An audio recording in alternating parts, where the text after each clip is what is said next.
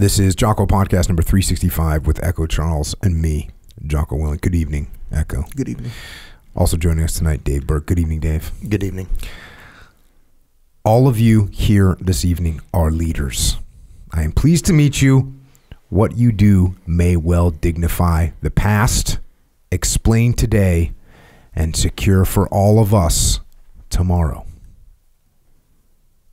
That's a little excerpt from a speech that was given and was captured in transcript from General of the Army, by the way, General of the Army Omar Bradley, who Dave and I, the Bradley fighting vehicle. we are very fond of the Bradley fighting vehicle. So Omar Bradley, we're going to dig in this document, but a little bit about him. Born in a little farming town in Clark, Missouri, February 12th, 1893. Wicked poor. Parents, very poor. But he got into West Point. Went into West Point, graduated in 1915.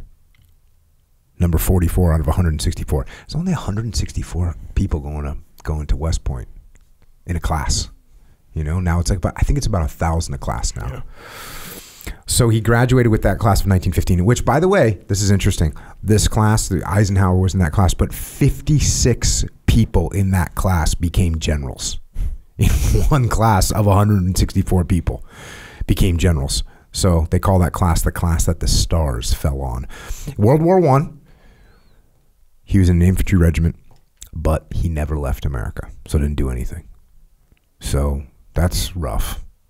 That's hard. Happened to some guys in the teams. They missed Vietnam, and they were in the teams, and there's nothing going on. And then they got out of the teams. September 11th happens. It's like a bad deal. A bad deal. So he's in World War I happens. He just never leaves America. In between the wars, he's going to various assignments. Spends a bunch of time as a student or a teacher at military schools. Makes brigadier general in 1941. 1942 to 1943 commands the 82nd and 28th Infantry Divisions. March 1943, he is requested by Eisenhower to go to North Africa, and this is when he becomes the deputy commander under Patton, which gets represented in the movie Patton. 2 Corps. After that, he's selected as the Army Group Commander for D-Day, for Operation Overlord, D-Day. And in D-Day, he's on the ground, leading the fights through the hedgerows of Normandy. And then after the Battle of St. Lo, August 1st, he takes command of the 12th Army Group. End of the war, he's now a full general. And by the way, check this out. Full general, he's overall in charge of 43 divisions, 1.3 million men. I think that's the largest army that has ever been assembled in America. 1945 comes back after the war. He becomes the administrator for the Bureau of Veteran Affairs. Gets on with that job. 1948, back to the Army. 1949, first chairman of the Joint Chiefs of Staff. So that's kind of a landmark role. First chairman of the Joint Chiefs of Staff. 1950, of course, Korea War starts in June. In September, he gets promoted to General of the Army, 5-star. He's the 5th 5-star general and the last 5-star general that we've had in America. Army grows from 1950 to 1952. The whole Army grows from 1.4 million troops to 3.5 million troops. Didn't really have a great relationship with MacArthur, or I should say MacArthur didn't have a great relationship with him. Kind of convinces Truman to fire General MacArthur. And I tried to figure out exactly what this meant. I read several different sources about this. So he stopped active service in 1953, but he stayed on active duty. I guess it's because you're a 5-star general. You're like permanent. Like you're not going anywhere. So he's still active duty, even though he's not maybe in the exact position, but he's still on active duty.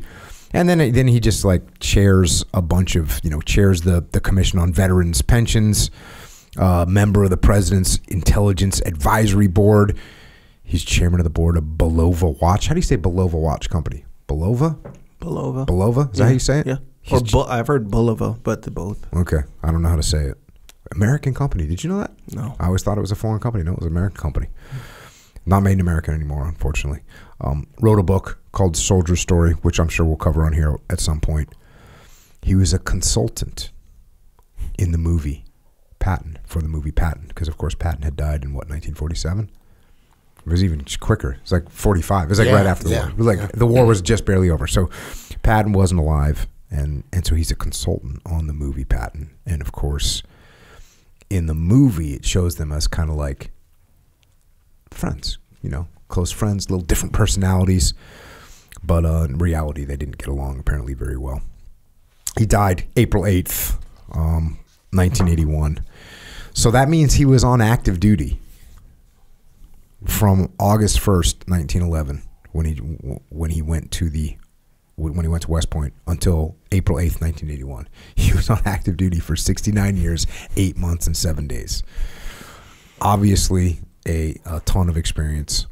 And like I said, I'm sure at some point we'll cover that whole book on the podcast.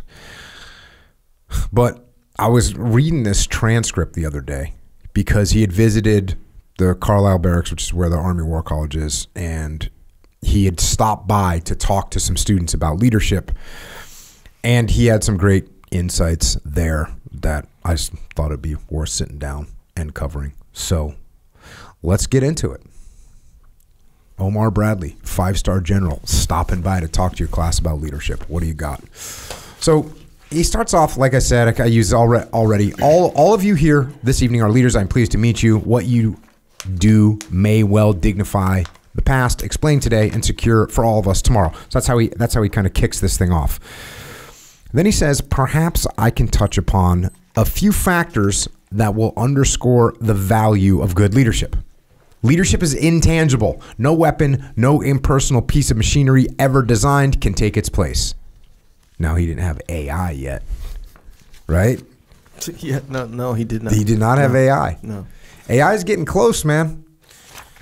Have you seen the ChatGPT? You know what I'm talking about? No. What is that? It's like this AI that's writing things for people. Oh, yeah. Did you see the AI art?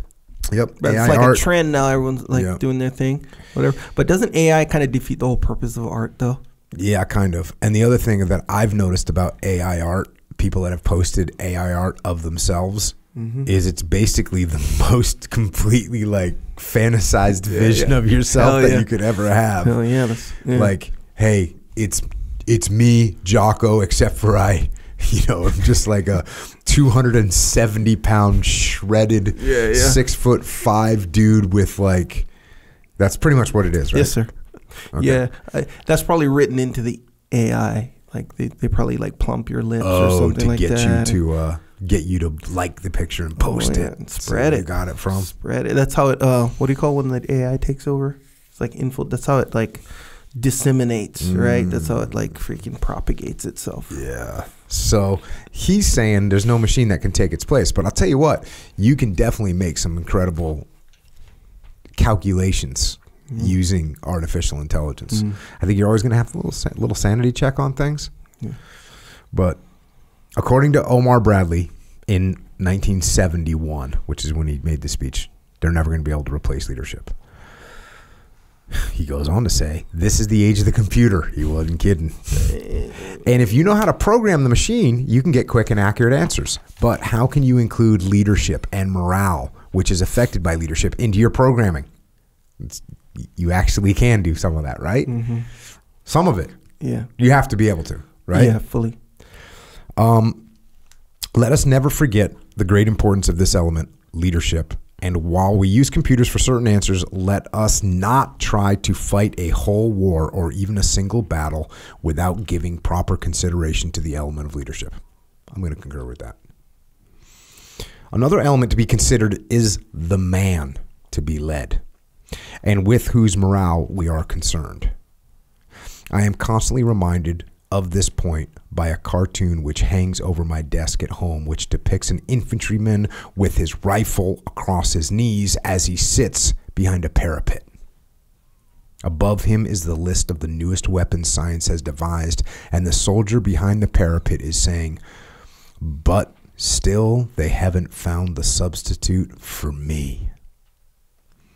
Now I'm going to tell you, they're getting closer. I mean, Dave Burke, you're all but replaced. You've been beating the aviation AI drum for a while. This is not like this is not like a new thing. You've been thinking about. We've talked about this. Yes, we have. And I still think of the minority mindset that we're one airplane away from no longer having man fighters. Wait, who thinks that do people think we're more than that? Yes, I think so. Oh, really? I think I don't have any data to back this up other than just conversations. I think most people in aviation think we have more manned fighters to build. I think we have one more. I think it would not surprise me if we built one more. One more past the F-35? Yes.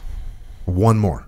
You think they're going to need another manned aircraft past the F-35? No, I don't. You don't? I do not. I'm telling you, I would not be surprised if the next one that they're designing now is the last manned fighter. Okay. It would not surprise me at all. I think a lot of people would say, no way. The other interesting thing is there's a dynamic where there's no reason to even have a big aircraft like that, right? I mean, you could just make multiple smaller aircraft. Yeah. There's a whole lot of things happening right now. Like, I forgot what the terms, but basically they're even looking at F-35. Certainly the next iteration of fighters is, I think they call it like the swarm, which is all these, smaller drones or, remote pilots that this lead pilot, when an actual aircraft might have a bunch of control over, but the swarm is all these unmanned aviation, centric vehicles working with that person. Mm-hmm. The progress that they made with drones in like a few years was insane. Yeah. We had these drones in Task Unit Bruiser. I think they were called Ravens. And they were sort of like a big model airplane, little radio controlled airplane. And like single prop, and you had to throw them into the air. And then you had to be a legit pilot to be able to fly them, and you'd be flying them around in circles around the target. And the pilots all sucked, so they're like crashing them. It was one of Leif's AOICs. He begged me. We had something. He goes, "Hey, can I use our UAV for this? Can I launch the UAV?" And I was like, "All right." So we were on NAB Coronado, I think, and he throws this thing to launch it, and it, no kidding, goes like 80 yards and plows into a building just head on, right? Just totally blew it. And then the second time he's using it, we're out at our urban training, and he like launched it. And again, imagine a little tiny model airplane. It's got a crappy camera. Like, this is before, this is like worse than a BlackBerry camera in 2005, right? This is just junk. It's not like now where you and I, like, we're all sitting at this table, we all have like, how many megapixels are on our iPhone? I don't know. Did BlackBerry have a camera? Yeah, it did. Really? Yeah, because I have like a folder that says BlackBerry pictures. So yeah, it exists, bro. See, I didn't even know that. And they are low quality. So anyways, you got this knucklehead, you got this crappy camera, you got this knucklehead SEAL, like that's like no pilot by any stretch. He probably went to a 3-week school or something. And he's flying around a target. And the camera's not like we take for granted now that you can just lock the camera in position. It's got a little geostabilizer and all that stuff. This didn't have any of that. It's like it's just absolutely awful. It was literally worthless. So he's telling me like, hey boss, I got this thing. We'll get the UAV. We'll get a look at the target. I go, all right, bro. So he launches it. You can't see anything. We're waiting to launch. I go, hey man, just bring it back here. We got to go. He brings it back and he tries to land, and it crashes right over our Humvees, square into a tree, bro. Just totally destroyed. So they've made massive progress. I think I think your crew is definitely out of a job in Next Fighter for sure. Who's thinking you still need to be in there? I think a lot of people. What is it? What if you were to argue their side? What would you be saying? I think the argument of their side is like all the nuance that goes in with real-time decision making and the flexibility that goes along with that requires a human being to understand sort of the nature of the three-dimensional unpredictability in the fog of wars. You need a human being to be able to make decisions as opposed to a computer. I'm not an expert on AI, but it is startling. And it's not just what it can do. I think your point is a more important point, is how steep that curve is. And if you think about 30 years and how much happens in 30 years, that's why I'm looking at it like, all right, we're going to start designing this thing now. Like we'll buy it and we'll build it and like we'll fly it. And then like 30 or 40 years from now, we're going to do it again. And I'm like, 40 years from now, like if I think about how old I'm going to be and how much is going to happen in that 40 years or 30, 40 years, I think it's really hard to not at least envision it's going to be dramatic how much different the world is. And just the concept of even what AI means. It's not like it's going through something where it can like cook food for you or draw a piece of art. It's like doing high level thing that is well beyond anything you can comprehend. And just visualizing, it'd be like saying to the Wright brothers, so like, hey, what you just flew an airplane, that's amazing. In 40 years, we're going to walk on the moon. They'd be like, that doesn't compute. They can't make the connection of like 40 years later, it'll be like the 50s and we're going to start putting people in outer space. So I think if you think about that, like what's going to happen in 30, 40 years, I think that curve is so freaking steep that it's hard not to visualize. It's going to be something way beyond what we can imagine. And the idea of like me, Dave Burke, you needing me to do that it's a little arrogant, I guess, based on if you think of it like, hey man, I love to consider myself a smart guy, but give the computers 35 years from now, I think a lot is going to change. There's a lot of things changing right now. Yeah. There's a lot of things changing right now. The the battlefield in Ukraine right now, the tanks are getting taken out at like a couple miles away with no, by a man-packed munition. Yeah. That's a game changer. Like all of a sudden, in one short period of time, tanks are a little bit obsolete if you look at it from that perspective. So things are changing. All right, back to leadership here. Of course, with this particular group of service personnel, I am considering leadership as it applies to a military unit. However, having been associated with industry for some time now, I find it difficult to completely separate the principles of military and industrial leadership. They have much in common. So he agrees with us. Yeah. Leadership is leadership. In selecting a company in which to invest our savings, we often give primary consideration to the company with good leadership. In a similar manner, a military unit is often judged by its leadership. Good leadership is essential to organized action where any group is involved. The one who commands, be he a military officer or captain of industry, must project power, an energizing power which coordinates and marshals the best efforts of his followers by supplying that certain something for which they look to him, be it guidance, support, encouragement, example, or even new ideas and imagination. So, I mean, this is why leadership is the most important thing on the battlefield, right? But it's so interesting that this guy, he's talking about this guy that spent his whole life in leadership can't really put his finger on what he's talking about. You know what I mean? He's like, could be guidance, could be support, could be encouragement, could be example, could be new ideas. That's a wide range of stuff. The test of a leader lies in the reaction and response of his followers. Now that's a good statement. If your people aren't doing what you need them to do, you're doing something wrong. He should not have to impose authority. Bossiness in itself never made a leader. So there you go. Which is also, again, for those people that are up there with the stereotype of the military leader, here's this guy saying you shouldn't have to impose your authority. And we were at Gettysburg, and I started talking about authority and like authority, the things people call on for authority: rank, time in experience,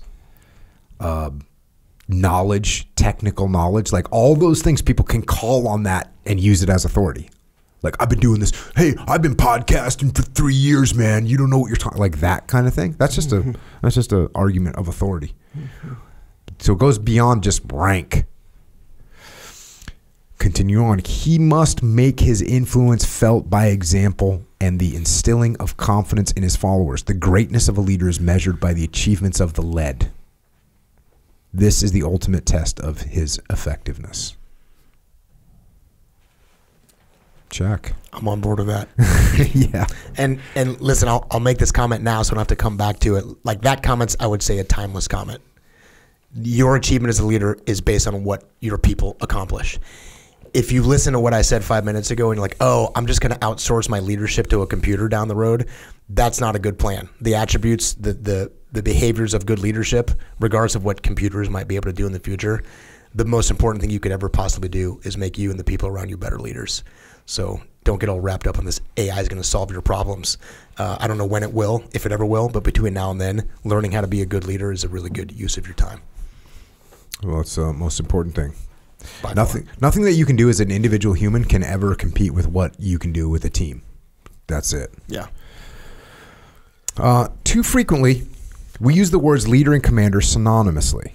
We should not forget that there are far more staff officer assignments than there are command billets. And a good staff officer can and should display the same leadership as a commander. While it takes a good staff officer to initiate an effective plan, it requires a leader to ensure that the plan is properly executed. That is why you and I have been taught that the work of collecting information, studying it, drawing a plan, making a decision is 10% of the job, and seeing the plan through is the other 90%. A well-trained officer is one who could serve effectively either as a staff officer or as a commander. You know, this is the conversation that you and I have. We've had it at the muster a few times because and I wrote about it in Extreme Ownership with Seth Stone, and writing on his Humvee window, relax. Here's what you do when you start getting shot at, bro. 1, relax. 2, look around. 3, make a call. And then you and I had a conversation about it, and you were lining it up with the OODA loop. And the last thing in the OODA loop is act. After you decide, you act. And they didn't quite line up because I didn't say execute or act when I put that thing on Seth Stone's board on his window. And the reason I didn't have to say that is because his platoon was like ready to do whatever the hell he said to do, right? They weren't having a problem with execution. He was just having a problem with decide. You were only solving the part that he wasn't doing, so you didn't need to add a component that was already happening with that guy. Yeah. And that's what this is. Getting people to actually do things, that's what he's saying is 90% of the job. Sitting there and coming up with a plan is okay. I mean, it's, there's some small challenges to coming up with a plan, but not really.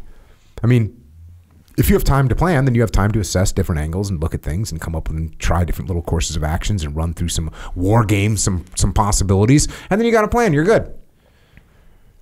But getting people to actually execute that thing, that's what's a challenge. That's where things fall apart, by the way. That's where dreams die. I'm going to tell you that right now. Dreams die in execution. They don't. The dream comes out, man. The dream flourishes in someone's mind, right? People live out the entire fantasy, the entire dream. People live out, like Echo comes up with an idea for a movie, right? Sure. He lives out the whole fantasy, the Oscar awards, like the whole thing, the limos, like the red carpet. He's got that whole thing. Sure. But guess what? He fails on execution. Right. Like, it's like, oh, but now I got to work. Oh, yeah. Like, now I got to take and I got to do this thing. Yep.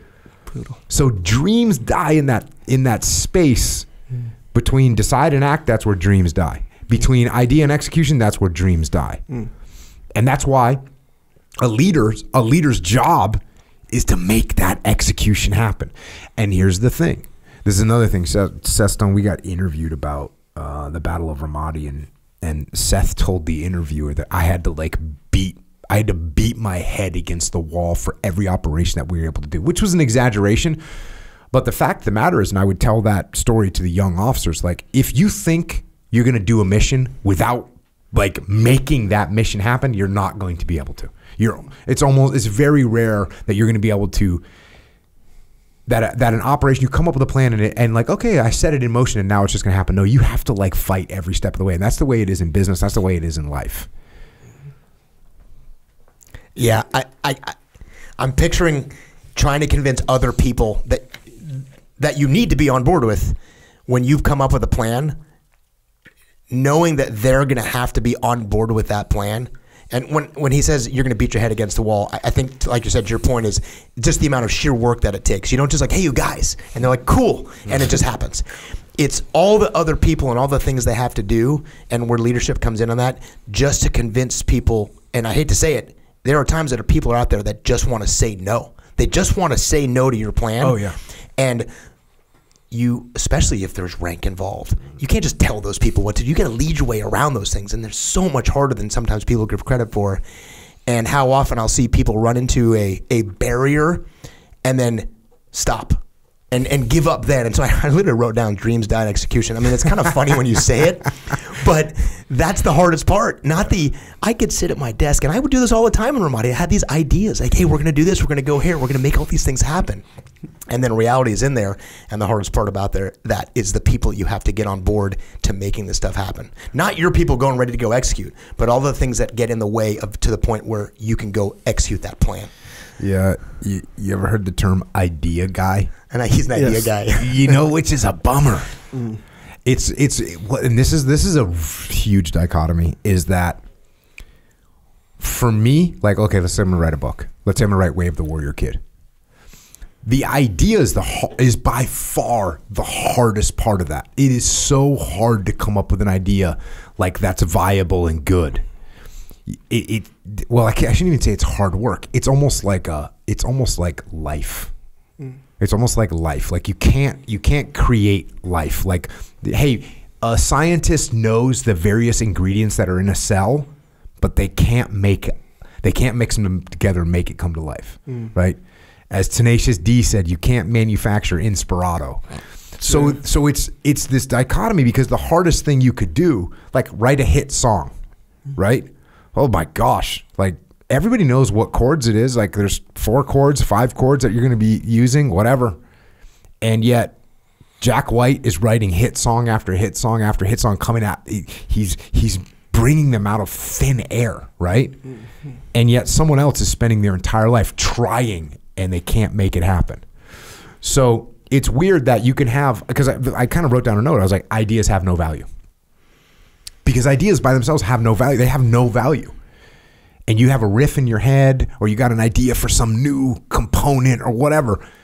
If it's just an idea, man, it has no value. And that's proven out in the fact that if you go and find investors for your idea, they're going to buy your idea for pennies on the dollar. You're going to own like a little tiny piece of it if you're lucky. If you are able to hang on to the idea and you're able to execute, you could end up being, Peter Thiel or Elon Musk, that came up with the idea of PayPal and held on to it for long enough that, okay, here we go. So you gotta just like, it's a war, man. It's a war, the whole thing. From the idea that you come up with, that's great, to the execution. And by the way, if you're an idea guy and you're stubborn, don't be. I'm gonna give you some advice. Don't be stubborn. Find somebody that's an execution guy, and be like, hey, dude, I got a really good idea. Do you want to help me execute this thing? And there's all kinds of different people out there, and some people are idea people, and some people are execution people, and you got to work with these other people to get things to move. Very few people are going to come up with an idea, execute the idea properly with the right logistics to make this thing work. That's why you build a team. So I was a radio man in the days, back in the day. So I was a radio man, which meant I was always out in the field, and I had a little flashlight with me, right? I had a little red lens flashlight, and I would tape it up so it'd be really, really dim, because a little bit of light goes a long way, and you just need to look at your radio in the dark, and you got to turn on your little flashlight. But you have A batteries, and they wear out, and or it gets left. Like, there's all kinds of problems, and it's big. And I remember one day I was in a helicopter, and I'm looking at the pilot, and the pilot's reading his map, and he's got a lip light. You know what this is, Dave Burke? I'm sure you do. Yeah. Right? It's what is that? So where their headset, where their radio comes out, there was a little, how did you turn it on? I think like either like your tongue or something, like whatever the electro, or I'm drawing a blank, but like your contact with it illuminated the light. And like if you bite down on it or close your lips, there was something. Like that. Yeah. So, but all it was an LED. A little dim LED light that you could see. And it's like LED, like every light in my house right now is an LED light. But I didn't think, oh, I should make flashlights, little tiny flashlights like that. Because you wouldn't have looked at, remember when you were a kid and you had some kind of a toy that was lit up with an LED light? Sure. It was like any random toy. They had little LED lights. Those are bright enough to be a flashlight. And I was a radio man, and I didn't put two and two together. And by the time when the Iraq War started, someone else came out with little LED flashlights, and now that's all that everybody uses, period. So there's a classic example. That idea is worth probably hundreds and hundreds of millions, probably worth billions of dollars now, of LED flashlights.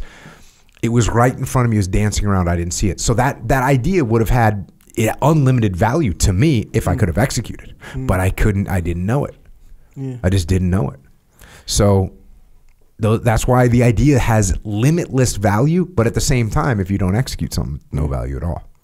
Is that kind of the same as Bluetooth? Remember, because when Bluetooth came out, right, it was like just the earpiece. It's like, that's Bluetooth. Now, like, everything is Bluetooth. Yeah, everything's Bluetooth. There's like no wire. Yeah. There's no wire anymore necessary. And Bluetooth owns like Bluetooth. They own that stuff, so they're getting paid. Yeah. Imagine getting paid on every set of Bluetooth headphones now, and every Bluetooth speaker and Bluetooth. Yeah. So there's a good one. Yeah. Little technology activity. All right. Going back to the book here. I can recall a former vice president of one of the companies with which I am associated. He would formulate some good plans, but never followed up to see that his plans got expected results. I knew he had served in World War II, so out of curiosity, I looked into the nature of his service and found that his entire period of service was a staff officer. He had never had the advantage of a command job, so his training was incomplete. Maybe if he'd remained in the service longer, we could have developed his leadership qualities as well, and this man would still be with the company. The dude got fired. So there you go. Couldn't execute. Good at coming up with plans, just couldn't get them executed. You may have heard the story about General purging World War I. While inspecting a certain area, he found a project that was not going too well, even though the second lieutenant in charge seemed to have a pretty good plan. General Pershing asked the lieutenant how much pay he received, and when the lieutenant replied, $141.67 per month, sir, General Pershing said, just remember that you get paid $1.67 for making your plan and issuing the order, and $140 for seeing that it gets carried out. I think I heard that story about Patton, too. I guess maybe Patton heard it from Pershing. I am not sure that I would go to that extreme. Certainly in these days, problems are complex and good staff work plays a large part in resolving them. I have known commanders who were not too smart, but they were very knowledgeable about personnel and knew enough to select the very best for their staffs. Remember, a good leader is one who causes or inspires others, staff or subordinate commanders, to do the job. Isn't that an interesting word? Causes or inspires. Like, it's just happening. Furthermore, no leader knows it all, although you sometimes may find one who seems to think he does, and that's from the document. Even he had to deal with people that thought they knew everything. A leader should encourage the members of his staff to speak up if they think the commander is wrong. He should invite constructive criticism. It is a grave error for the leader to surround himself with a yes staff. Oh. See, he developed this idea, and I executed it in the book Leadership Strategy and Tactics. Don't be, yes, no yes men, right? He's knowing this. General George C. Marshall was an excellent exponent of the principle of having subordinates speak up. When he first became Chief of Staff of the Army, the secretariat of that office consisted of 3 officers who presented orally to General Marshall the staff papers or studies coming from the divisions of the General Staff. I was a member of the secretariat. We presented in abbreviated form the contents of the staff studies, citing the highlights of the problem involved, the various possible courses of action considered, and the action recommended. At the end of his first week as Chief of Staff, Marshall called us into his office and opened the discussion by saying, "I am disappointed in all of you." When we inquired if we might ask why, he said, "You haven't disagreed with a single thing I have done all week." We told him it so happened that we were in full agreement with every paper that had been presented, that we knew what he wanted, and that we would add our comments to anything that we considered should be questioned. The very next day, we presented a paper as written and then expressed some thoughts which, in our opinion, made the recommended action questionable. General Marshall said, "Now that is what I want. Unless I hear all the arguments against an action, I am not sure whether I am right or not." I was at FTX with Echelon Front, and I said something along the lines of, and I actually wrote it down, but it's something along the lines of, if you don't get any pushback, it's a warning. So, and that's as a leader. And it could be a warning for a bunch of different, it's a symptom for a bunch of different problems. Like the primary one, hey, maybe everyone's scared to tell you what they actually think of your stupid plan. Maybe you're hoarding information so they can't even assess whether a plan is accurate or not. Maybe you've got them trained to a point where all they want to do is agree with you. If you train your leaders, like you can do such a exquisite job training your leaders that you've replicated yourself. And you don't want to replicate yourself. You want to have people that have different perspectives. That's the goal. Yeah, I wrote down, you were kind of going through that list of all the potential reasons why. I know there's more, but I wrote down, we all see it the same way. And how easy it is to fall in the trap of like, that's a good thing. That's not a good thing.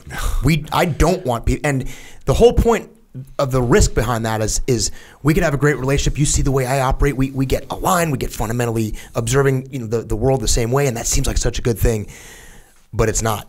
I actually want you to see it from a perspective that I don't see, and be like, hey, dude, you don't see what I'm seeing over here.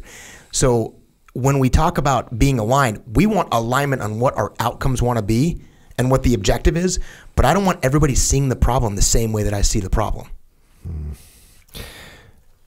And, even checking out what we want our outcomes to be.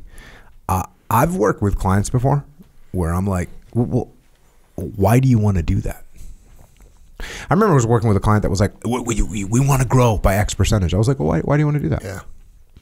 What's the reason? Well, because we want to grow. Okay. So what is it going to take to grow? And you start, like, why do you want to do that? Some businesses, they get into a good spot. And look, we are programmed now in the business world, right? Programmed to, hey, growth. Growth is success. And there's a lot of reality to that, right? There's a lot of reality to growth is success, depending on the type of business. But like you get a small family business, and, well, they got, husband and wife, they got a good business going, and they have a kid, and they want to grow the business. Well, what does that kid want to do? Mm-hmm. Does that kid want to take over the family business?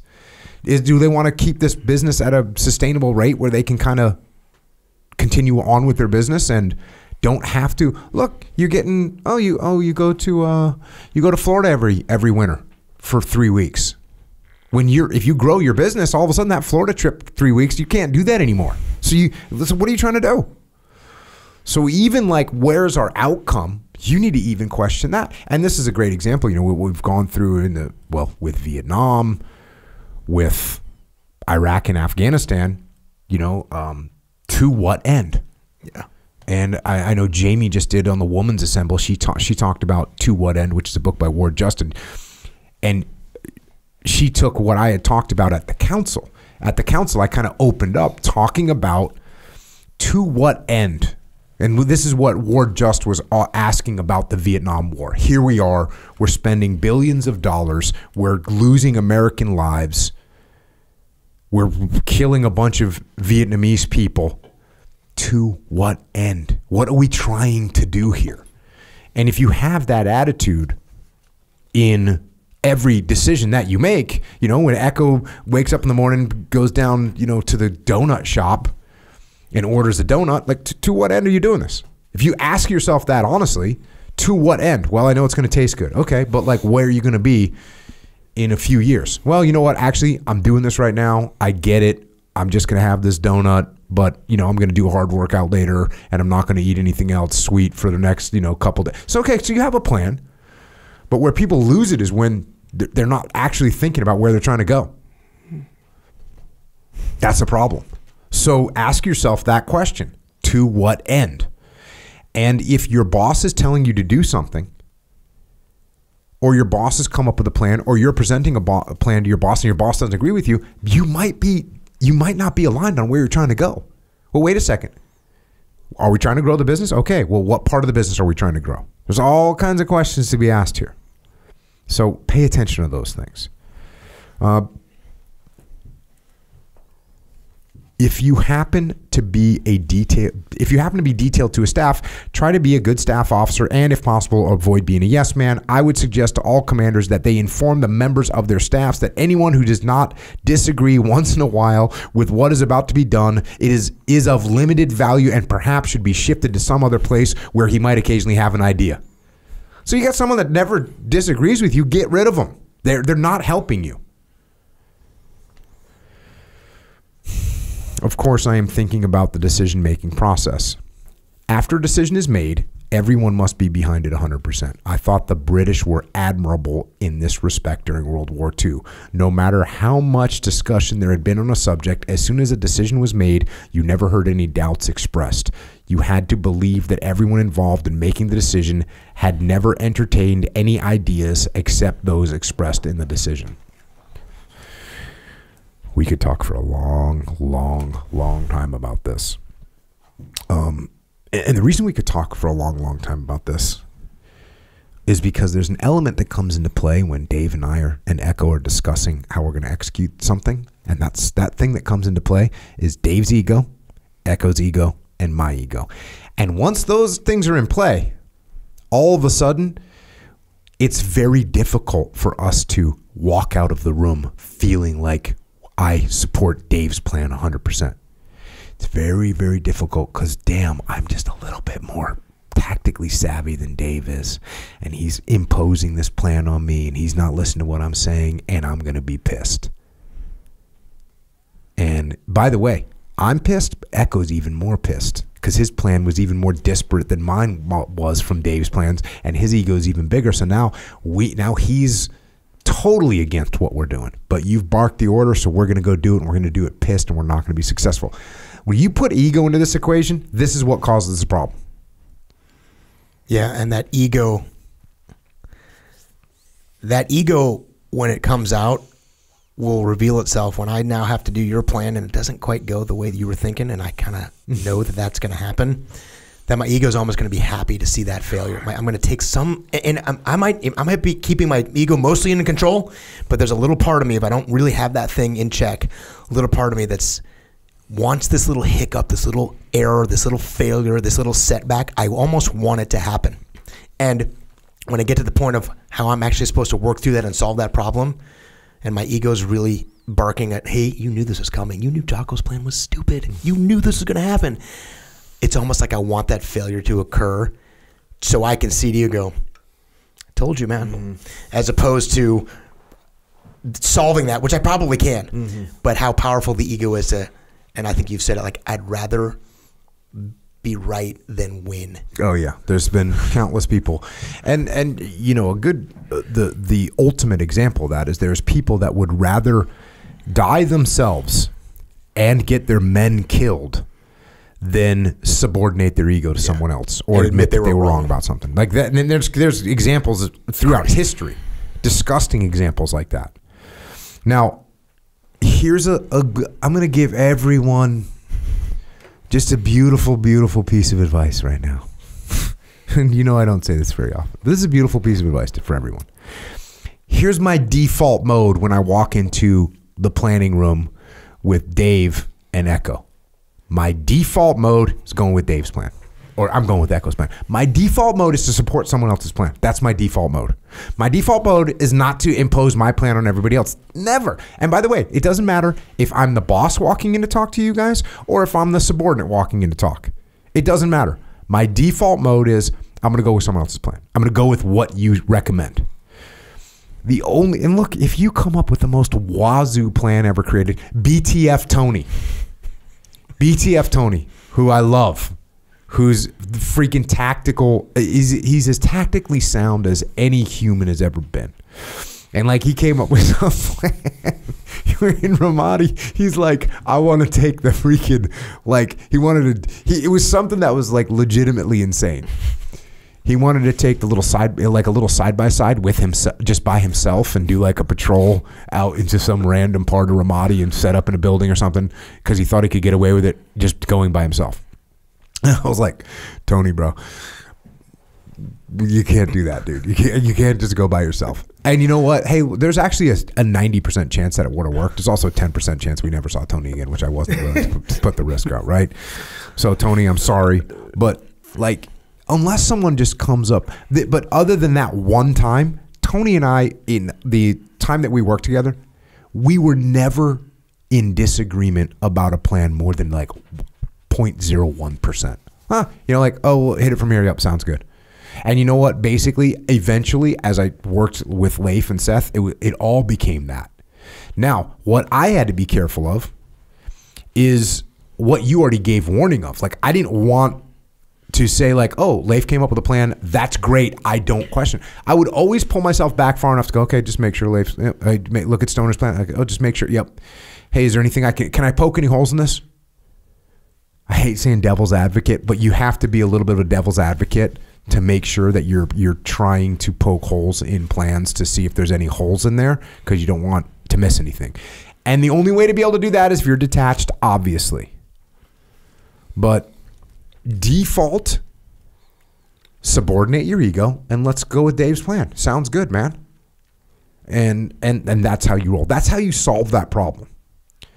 And by the way, the only part of you that really thinks your plan is better is just your ego. Because here's what you're planning. What you're planning is something that you can't know. You're planning something that's going to happen in the future, something that's going to happen on enemy territory or against a competitor or in a market you don't understand. That's what you're doing. So when you come up with a plan, it's about something that you can't guarantee anyways. So why would you commit or overcommit to it? Doesn't make any sense.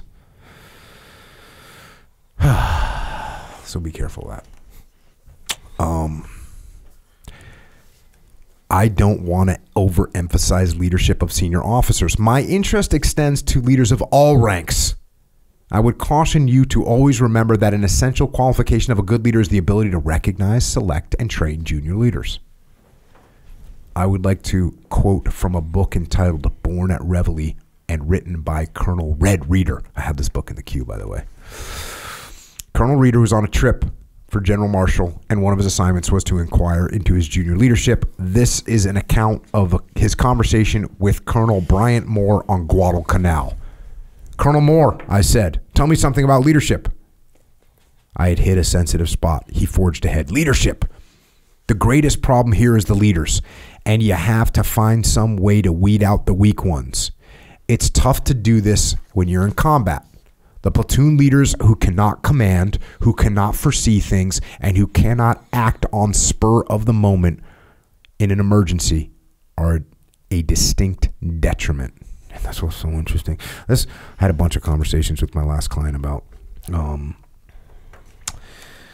psychology of military incompetence and the authoritarian mindset and how people do well in garrison don't do well in combat. And that's what he's talking about. People who can't foresee things, people who cannot act on the spur of the moment in an emergency. He goes on to say here, it's hot here, as you can see. Men struggle. They get heat exhaustion. They come out vomiting and throwing away equipment. The leaders must be leaders, and they must be alert to establish straggler lines and stop this thing. The men have been taught to take salt tablets, but the leaders don't see to this. The result, heat exhaustion. The good leaders seem to get killed. The poor leaders get the men killed. The big problem is leadership and getting the shoulder straps on the right people. 60mm Japanese mortars shells fell about 30 yards away and attacked a number of coconut trees. I lost interest in taking dictation and the colonel stopped talking. When the salvo was over and things were quiet again, Bryant Moore said, "Where was I? You saw that patrol. I tell you this, not one man in 50 can lead a patrol in this jungle. If you can find out who the good patrol leaders are before you hit a combat zone, you have found something. I have had to get rid of about 25 officers because they just weren't leaders. I had to make the battalion commander weed out poor junior leaders. This process is continuous. Our junior leaders are finding out that they must know more about their men. The good leaders know their men.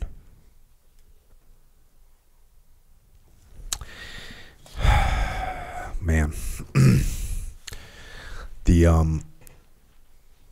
It's weird that he would wrap up that section with good leaders know their men. After talking about all these other things, good leaders know their men.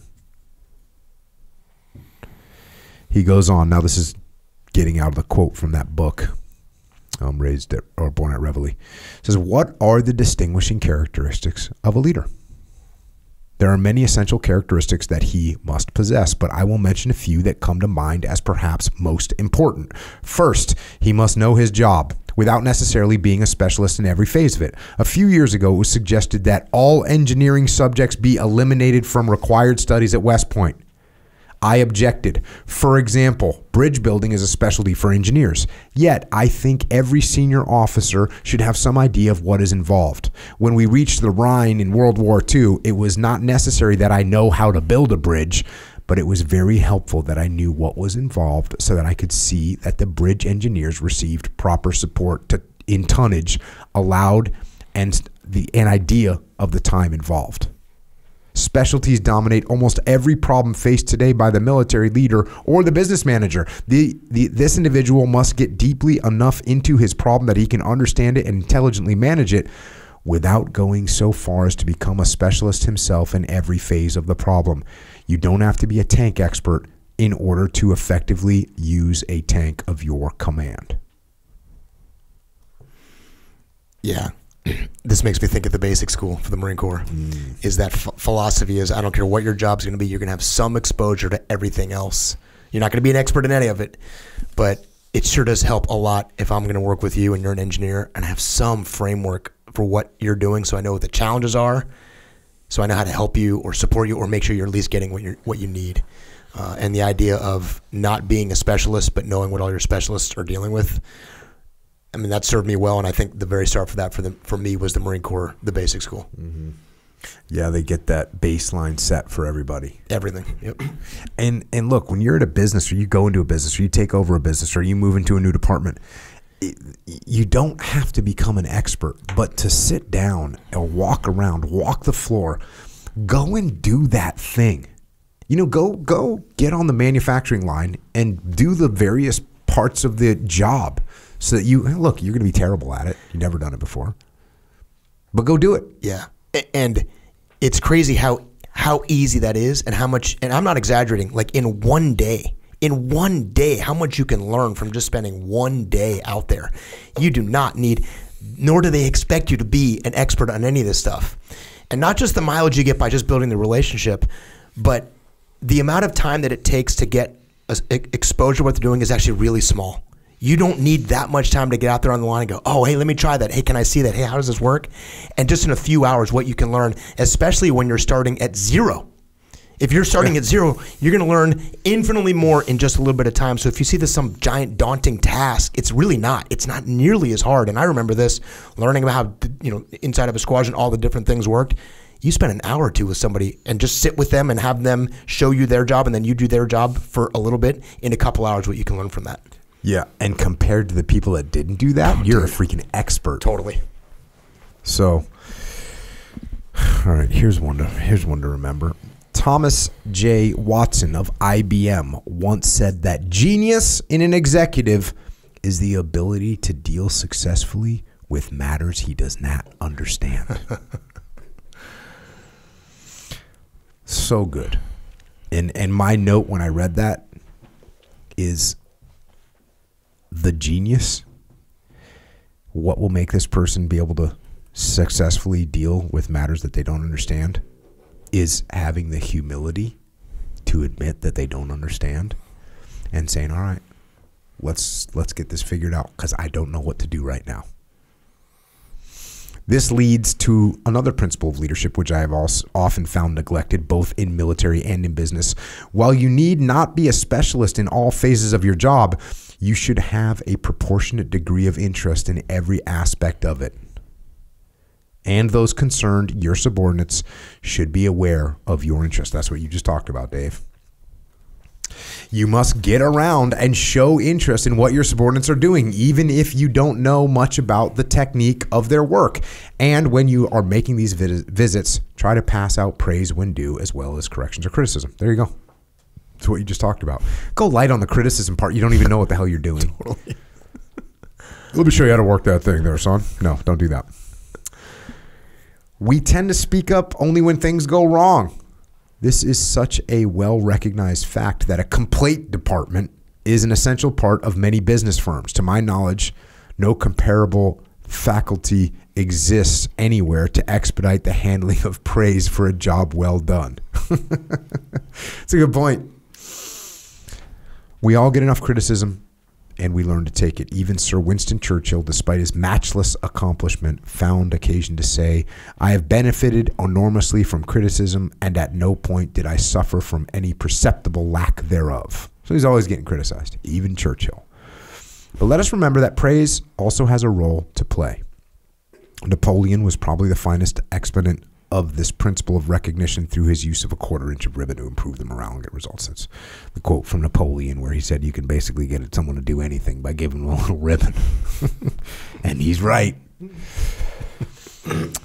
Both mental and physical energy are essential to successful leadership. How many good leaders have you known who were lazy or weak or who couldn't stand the strain? Sherman was a good example of a leader with outstanding mental and physical energy. I cite him with some trepidation because some of you may be from Georgia. However, during the advance from Chattanooga to Atlanta, he often went for days with only 2 or 3 hours of sleep per night and was constantly in the saddle, reconning, and often knew the dispositions and terrain so well that he could maneuver the enemy out of position without a serious fight and with minimum losses. Conversely, a sick commander is of limited value. It is not fair to the troops under him to have a leader who's not functioning 100%. I had to relieve several senior commanders during World War II because of illness. It is often pointed out that Napoleon didn't lose a major battle until Waterloo, where he was a sick man. So, lazy, weak. That's a problem. A leader should possess human understanding and consideration for others. Men are not robots and should not be treated as though they were machines. So this goes back to the idea of AI. But I think they're pretty easily going to be able to put morale and emotional programming into leadership decision making. Oh, squints over there from Echo Charles. Am I wrong? Eventually, yeah. I mean, I guess an argument for AI is like, if you know how AI works, it's like it's a constantly learning, right? From like input, learn. So in the beginning, it'll probably be like freaking. You ever watch Demolition Man? Remember that movie? I'm pretty sure I walked out of the movie Demolition Man. Okay, so and did I miss something big? Because that looked like it was dumb. Well, look, I'm not going to argue whether or not it was Sylvester Stallone? Yeah. Yeah, I walked out of it. It was dumb. So it was dumb seemingly. It was really dumb, right? Seemingly, but there's a layer I missed out on, just a metaphorical masterpiece that snuck by me. I wouldn't say masterpiece. Okay. But there's a part on there, real subtle part. Subtlety, where Simon Phoenix, right? He's a bad guy. Got a cryo prison, whatever. And he goes to one of these booths. There's these booths rolling around. Like there's just a booth for like whatever you want, kind of a thing. It's like an ATM for anything. So this booth can give you like, it's like the internet is on there and all this stuff. But it can give you a mood adjustment. Mm-hmm. So if you're like, oh, I want an ego boost, right? And you press the buttons or whatever, and it says, boy, you look great today. Like that kind of stuff. But in real life, that wouldn't really work, right? Because you're programming the machine. I need an ego boost. Oh, you look great today. A machine giving me compliments after I asked it. Like, brother, that doesn't work like that. But the AI thinks it does. See what I'm saying? So if you're trying to program emotional stuff, like morale boosting stuff in an AI, at first, it's going to look like that. Yeah, but here's my counter argument. I don't really want to go full like Lex Friedman like discussion on AI because I don't know enough about it. But you could probably put a program in there that it would say something like, "Hey, Echo Charles, I've assessed your appearance, and comparatively to the rest of the population today, you are in the top 6% of looking good. Congratulations, Echo. Go have a fine day." So now all of a sudden it's giving you some data. Here's to my kinda convince hypothesis. you. I get it, and look, that's not a terrible assessment, but I think anyway, and try search your emotional soul, not you, Jocko, Dave. Search your emotional like party, where like even if it's true, if it's coming from a machine, who cares? It has to come from an actual person who quote unquote understands me at the very least as a person. See what I'm saying? So like an ego boost from a machine, just the mere fact that it's not from an actual person, bro, it's hard. Yeah, I can't get there, bro. Have you ever had any kind of like feelings towards an inanimate object, like a guitar? Like you've had like real expensive computers, right? Yes. Have you ever had a computer that you kind of had like some kind of bond with? No. And here to answer your question, Dave, did you have any kind of bond with your airplane? Oh hell yeah, absolutely. Yeah, but, as soon as you said that, I'm like, I have feelings for the airplanes that I flew. And I remember looking at them going, damn. Right, but and I would be surprised if you didn't look at a heavy machine gun and go, I really like the way you look today. Yeah, but the machine isn't the thing that's giving you the compliment. It's like it'll have to do, I think, I don't know, I could be wrong. I'm not Lex Friedman, you guys know this. It usually has to do a lot with, or probably everything to do with what you specifically did with this machine that gave you certain personal feelings, like personal, unique, very unique, not replicable. You got to remember, like right now, there's people right now, there's bots on Twitter today, probably less today, but there's bots and stuff out there that are having conversations with people and people can't tell. Yeah, they can't tell. Yes, true. So, but once they knew it was a bot, if you tell them it's a bot, brother, it's going to change. Right. They're not going to be equally as in love. So the only thing you got to get over is like the little hump of you just tell people like, oh no, this thing can actually assess where you're at, and then people go, okay, this computer's smarter than your wife. So your wife telling you look good is fine, but this thing telling you look good is factual. So there you go. Believe it. Ego up. What'd you say? Ego boost? Ego boost, yeah. Ego boost. I'm trying to think like, because now that you put it like that, I kind of like, yeah, maybe, but like, it's hard. Let me give you an example. JP Donnell. Sure. Hell yeah. He was wearing like a wrist strap that told him if he was tired or not. Yeah. He believed it. Yeah. He took it off. Yeah. Because he was having bad days. Yeah. Because that thing told him he was tired. He didn't feel tired, but that thing said, hey, you're tired. And he was like, oh, damn, I'm tired. Yeah. And so that happened a few times. He said, you know what? This is bullshit. Yeah. But so he believed the machine. It affected his mood because it had the data. So end of discussion. I think you can just stand down, bro, because I think that he just got proven wrong. So like if it was like an eval, you just got ego down. So if it was like a report card, like a report card that maybe, because think about it. Okay, this team needs a morale boost. They're losing, right, or whatever. So what would the machine do? Like assess the good things that are happening and report back. Yeah. Kind of imagine at halftime. Yeah.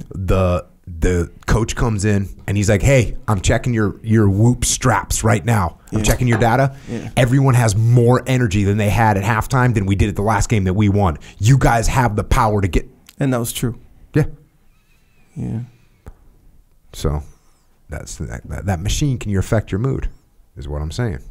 I guess. Yep. I guess like hidden information or something that you might be ignoring, like that, something like that. I'm saying that a machine can affect someone's mood. Hey, you know when I have a machine affect my mood? When? Damn printer doesn't work. Yeah. Right? Printer doesn't work. All of a sudden I'm like, damn, I'm mad. I get angry. I think that's a different thing, but all right. So check this out. What we're saying is men are not robots and should not be treated as if they were. And he says this, I do not by any means suggest coddling. But men are highly intelligent, complicated beings who will respond favorably to human understanding and consideration. By this means, their leader will get maximum effort from each of them. He will also get loyalty. And in this connection, it is well to remember that loyalty goes down as well as up. The sincere leader will go to bat for his subordinates when such action is needed. Take care of your people, and your people will take care of you. A good leader must sometimes be stubborn. Here, I am reminded of the West Point cadet prayer. A leader must be able to choose the harder right instead of the easier wrong. Armed with courage of his convictions, he must often fight to defend them. Then he has to come to a decision. After thorough analysis, and when he is sure he is right, he must stick to it even to the point of stubbornness. Grant furnishes a good illustration of this trait. He never knew when he was supposed to be licked. A less stubborn man might have lost at Shiloh. Maybe you've heard the story of Grant in the Richmond campaign when, after being up all night making his reconnaissance and formulating and issuing orders, he lay down under a tree and fell asleep. Sometime later, a courier rode up and informed the general that disaster had hit his right flank and that his troops at the end of that line were in full retreat. General Grant sat up, shook his head to clear the cobwebs, and said, "It can't be so," and went back to sleep. And it wasn't so. He had confidence in himself and in his subordinate leaders. So, there you go. And we just... Have you had a chance to listen to Civil War? No, not yet. Excursion. Grant's just about to roll in the scene from the east. Or sorry, from the west of the Western campaign. Grant's about to roll in there because he's winning. So, it's gonna be cool to get into him as a leader. He goes on to say this: I do not mean to infer that there is always just one solution to a problem. Usually there is one best solution, but any good plan boldly executed is better than indecision. There is usually more than one way to attain results. This goes back to what I was saying earlier. That's why I'll go with Dave's plan, I'll go with Echo's plan. I don't care. Because the time we waste arguing about which way is better is time of indecision. And that's what's going to cost us. So, Dave, you got a decent plan, a minimally viable plan? Cool, go, execute. Damn, we work together right now, Dave. You are executing things like wildly often. Yeah. Executing plans, executing missions. And, I mean, you usually sometimes give me like a after action report sometimes about how it went and everything. Yeah. If there's something... outstanding that happened. Outstanding in any direction, maybe something good, maybe something like, oh, this week we could have done this better. Yeah. But I mean, that's how you have to run things. So much easier. Yeah, there's a lot of these comments that he's made, like the quotes that you're reading. I'm trying to picture hearing this, and there are times you say something and people will like, oh, he just said defend your convictions. And there's like a little, if you don't understand the context of that, there's a little bit of risk in there, because that can be like, hey, listen, I'm sorry, Jocko, but this is how I want to get this thing done. And I'm going to defend that conviction. And I just can't help but think about like the example you and I, that you were just talking about you and me. And something we have to think about at Echelon Front all the time is a lot of times when people hear these military examples, we're talking about the conflict we're having with our enemies. Like he just told that story of like a lesser man when I lost that battle. Hey, listen, when you're fighting like an actual enemy, defend those convictions. But if Jocko and I are on the same team and we're actually working together, I am far less inclined. I'm almost not inclined at all to defend my convictions. And of course, I got to be careful with that too. You said it well. That's a dichotomy. I don't want to just roll over and say whatever you want. But if I come in with a plan, you come in with a plan, I go, oh, dude, that's a totally reasonable plan. Mm-hmm. That plan will probably work. I am not inclined to defend my convictions against you, who is my ally, who is my friend, who wants the same good outcome that I want, which is very different from an actual opponent, an actual enemy.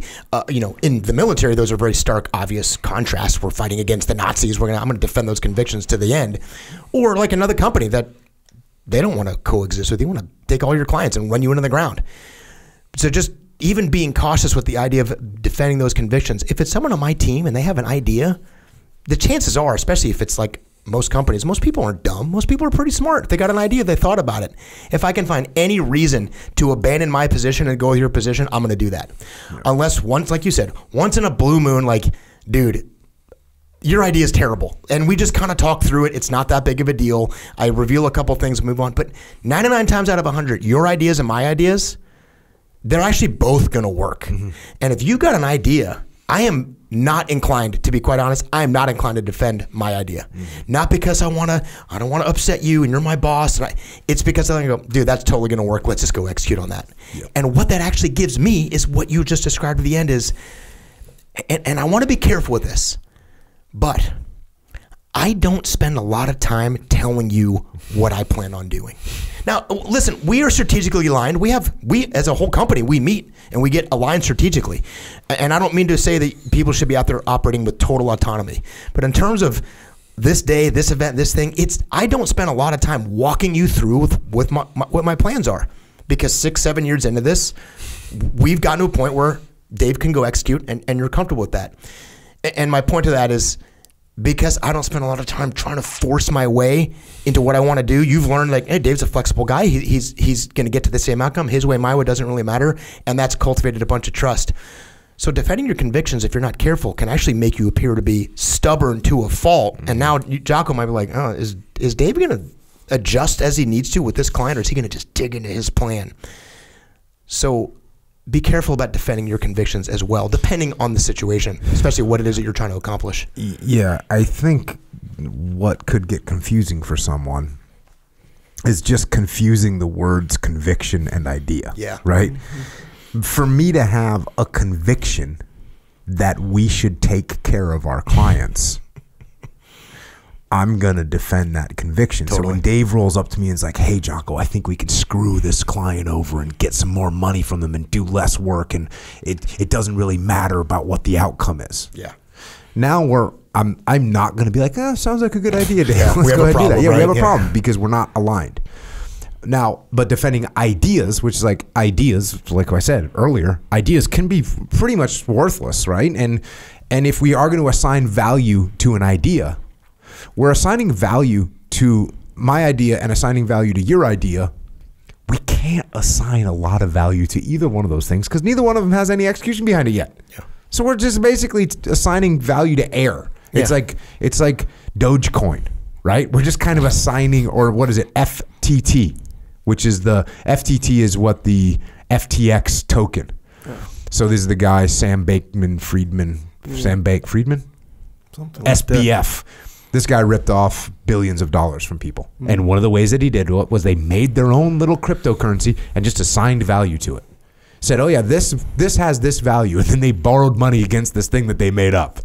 Mm-hmm. And everyone said, this guy's smart and he's really nice. So we're going to let him keep doing it. So when if I assign my idea value and I assign your idea value, I can't assign it that much value because it's just something that we both made up. Yeah. So why am I going to overinvest in FTT? Totally. It's worthless. It has no value. You also can't see the future. I can't see the future. What are you arguing? What are you fighting me over? Yeah. The unknown of the outcome. So the convictions, when we're in combat and the conviction of, hey, we need to have the high ground morally with the enemy. Yes. Yeah. I'll defend that high ground. I'll defend that conviction all day. Now, even the idea of, hey, Dave, we need to get the high ground tactically. I'll defend that really strong, but you might say, hey, Jocko, listen, we got an AC-130 that's going to be overhead, and we don't need the high ground, and it'd be much smarter to have these troops over here on this piece of terrain, which will set up a blocking force from where the enemy is located. I can adjust that. Yeah. That's an idea. Now, and look, I'm as about committed to the tactic of taking the high ground as a human could possibly be. But I'm not going to die. I'm not going to die on it unless, Dave's like, well, high ground doesn't matter, whatever. And I'm looking at it, well, what are you going to do if the enemy gets up there? Yeah. Well, I'm not worried about it. Okay, well, we need to worry about it. Right. So that's a different. So just don't confuse defending your conviction with defending your idea, defending your plan, defending your thoughts even. Man, open your mind. that conviction versus ideas is awesome, because the conviction we actually have to agree on. We are going to take care of our people. We are going to help these clients be successful. And if you discover that I'm like, actually, what I want to do is I want to lie to them to make some money. Yeah, that's the conviction. And then the ideas, it's so much easier to not care so much about the ideas if you know that we're aligned on that conviction. Like, oh, Dave's going a totally different direction. He's going to get to that high ground. It's just his way of doing it, but he actually sees that client's getting taken care of. We're delivering impact. And my point to that is, we don't talk about the tactical ideas nearly as much as we used to, because you're like, oh, yeah, I know where he's going. I know what Dave's doing. And yeah, we have a pretty good thing going, and you don't just cut people loose. But if you can be aligned on the convictions, it's so much easier to be flexible with the ideas. Oh, yeah. Like, worst case scenario, you didn't actually, as long as you're not going against the convictions that we share, there's actually nothing you can screw up bad enough to, like, have a problem. Right. There's nothing that we can't clean up on a phone call. We're like, hey, dude, I over-indexed a little bit. We spent a little too much money on this client, and I owe them another 2 gigs. And by the way, they really want you, so you're coming too. And I'm like, all right, cool. Roger. Jamie booking me for free gigs across America. Jamie Cochran, thank you. No, don't call Jamie. She's not doing it anymore. All right. Going back to the book here. Another quality of leadership that comes to mind is self-confidence. You must have confidence in yourself, your unit, and your subordinate commanders, and in your plan. This recalls a couple of incidents. Just before the invasion of Normandy in 1944, a story went around that some of the units were making the assault on the beaches, that they would suffer 100% casualties, that none of them would come back. I found it necessary to visit these units and talk to all ranks. I told them that, of course, we would suffer casualties, but certainly our losses would not be 100%, and that with our air and naval support, we would succeed. After our landing, a correspondent told me that on his way across the channel in one of the leading LSTs, he had noticed a sergeant reading a novel. Struck by the seeming lack of concern by this sergeant, he asked, "Aren't you worried? How can you be reading at a time like this?" The staff sergeant replied, "No, I'm not worried. General Bradley said everything will go all right, so why should I worry?" Yeah, confidence. Right there in the middle. Right there, nice and balanced confidence. Not overconfident, not arrogant, but not self-doubting, that's for sure. I might relate another incident where there was a lack of confidence. I had to relieve a senior commander because I learned his men had lost confidence in him. This meant, of course, that we could not expect maximum performance by that division. After being relieved, the officer came back through my headquarters and showed me a file of statements given to him by his request, I am sure, by the burgomaster of all the towns his divisions had passed through. If he had confidence in himself, he would not have felt the need for those letters. Pretty good one. Sir, you shouldn't fire me. Look at everyone loves me. I've got a bunch of letters to prove it. Okay. After seeing the letters, I told the officer that if I had ever had any doubts as to whether to relieve him, those doubts were now removed. His letters proved beyond question that he had lost confidence in himself, so it was no wonder his men had lost confidence in him too. A leader must possess imagination. Whether it be an administrative decision or one made in combat, the possible results of that decision must be plain to the one making it. What will be the next step and the one after that? He only wrote one little 2-paragraph sentence about imagination. Wish I had a little bit more. Next, while there are many other qualities which contribute to effective leadership, I will mention just one more, but it is a very important one. Character. This word has many meanings. I'm applying it in the broad sense to character. I'm applying it to the broad sense to describe a person who has high ideals, who stands by them, and who can be trusted absolutely. Such a person will be respected by all those with whom he is associated, and such a person will readily be recognized by his associates for what he is. Circumstances mold our character.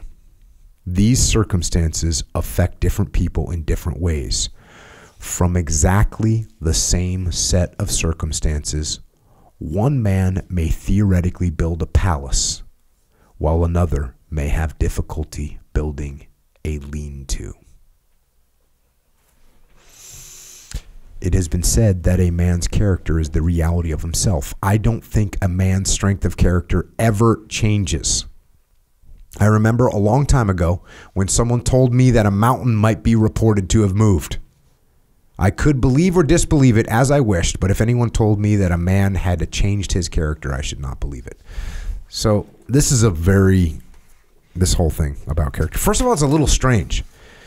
There's a little contradiction in there that he made, which is circumstances mold our character.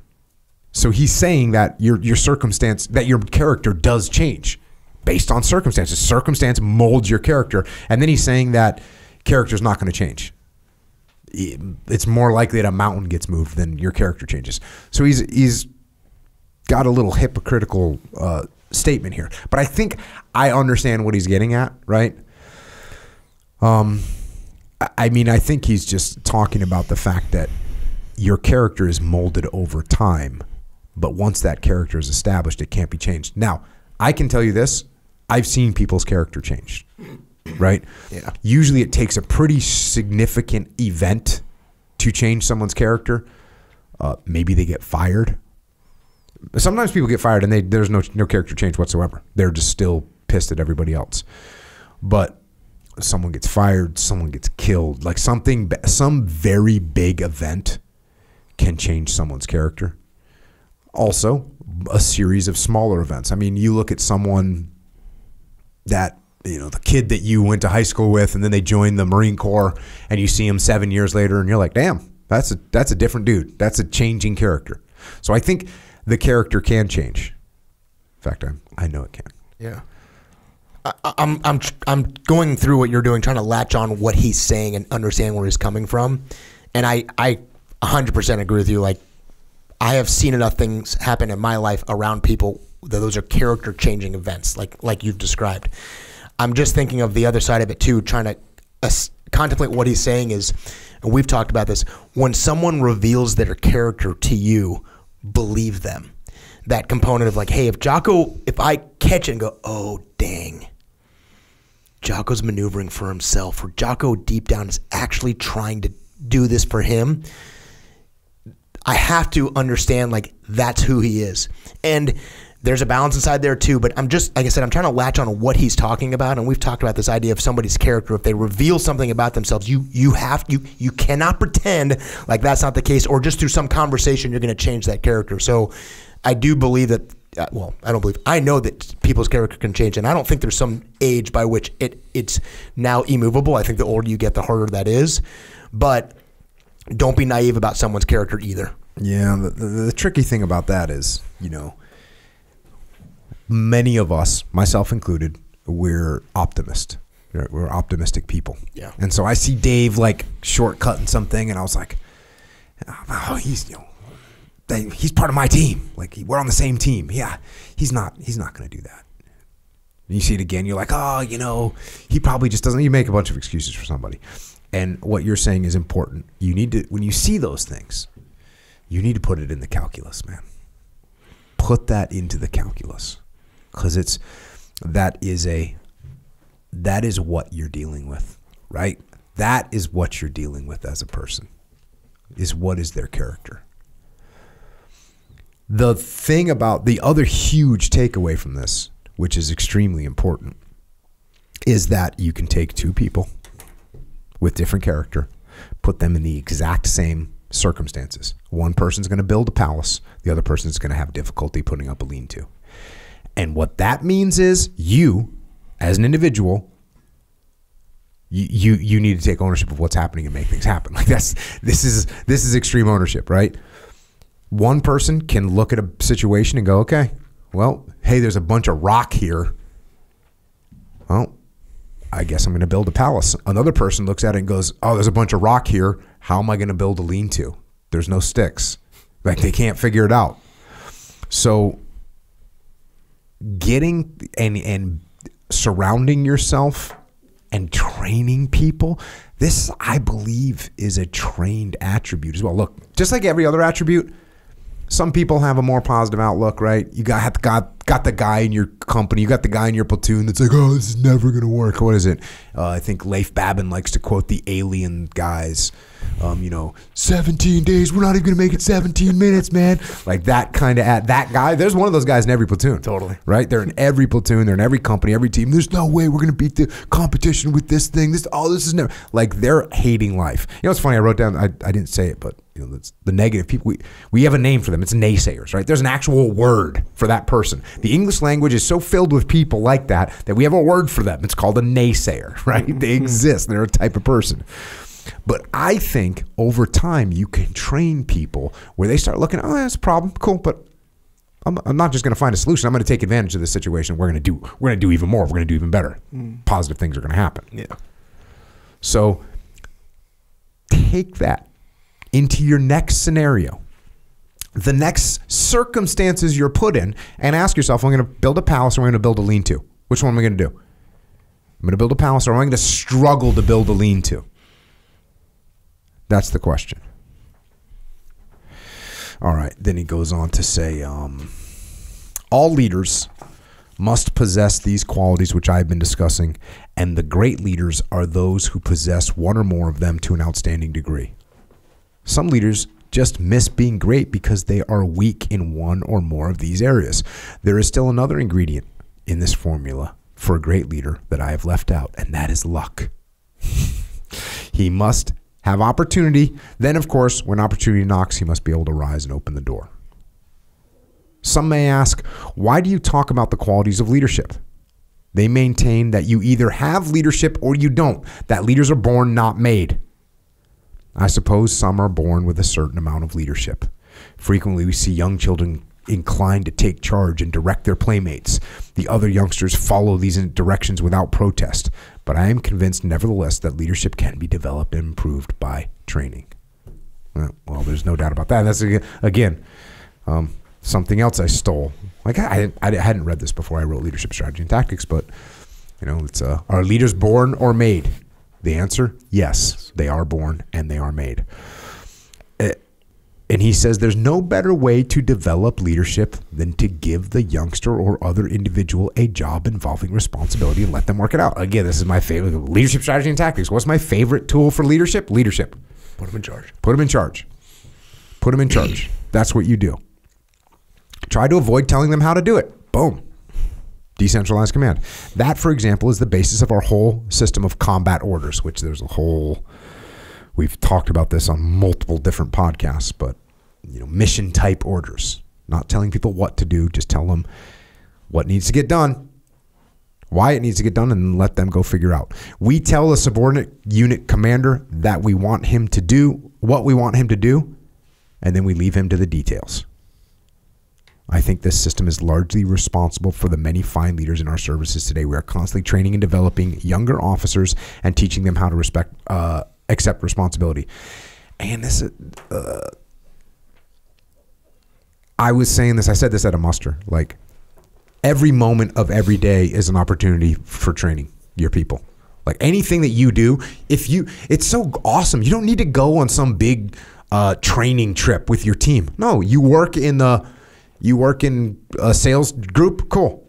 You're doing a presentation to some potential client, cool. Junior guy, Echo, hey, you're going to present these guys. Hey, you're not ready to present them? You're at least going to put together a plan. You're going to brief me, and that way I can get to know the numbers, and then I'll brief it because you're not there yet. We own a construction company. Okay, cool. Echo, you're going to come up with a plan on how we're going to do this concrete pour. You're going to brief me it. I'm going to poke some holes in it, but that's pretty much what we're going with it. Look, if it's bad, if it's horrible, if it's going to be a disaster, then we're going to stop and I'll make the adjustments, but you're going to come up with a plan.